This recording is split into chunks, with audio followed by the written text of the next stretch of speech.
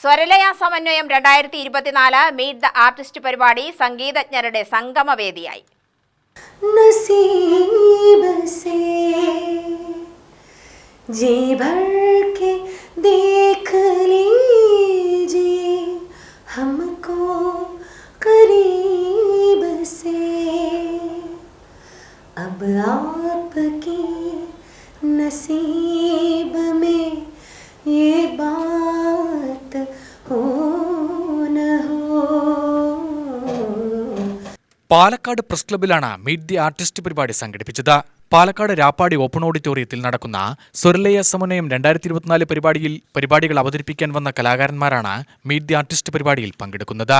Carnatic സംഗീതജ്ഞ H രത്നപ്രഭ, music fusion അവതരിപ്പിക്കുന്ന രൂപ രേവതിയും സംഘവും അതിഥികളായി പങ്കെടുത്തു.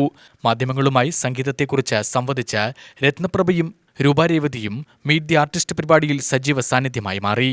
മാടമ്പി എന്ന് പറയുന്ന സിനിമയിലേക്കൊരു പാട്ടുകാരിയായിട്ട് ഇൻട്രൊഡ്യൂസ് ചെയ്യുന്നത് ഗിരീഷ് പുത്തഞ്ചേരി സാറിൻ്റെ വരികളായിരുന്നു. സുദീപേട്ടനോടൊപ്പം ഒരു ഡ്യുവറ്റായിരുന്നു, ലാൽ സാറിൻ്റെ സിനിമയിലായിരുന്നു ആദ്യമായിട്ട് പാടിയത്.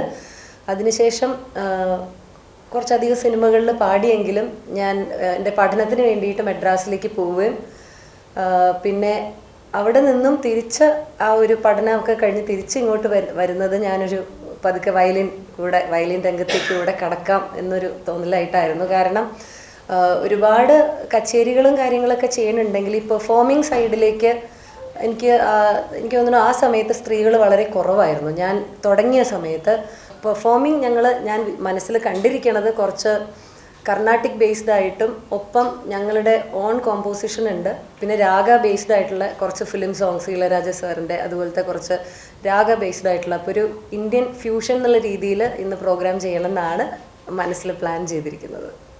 UTV news, Palakkad.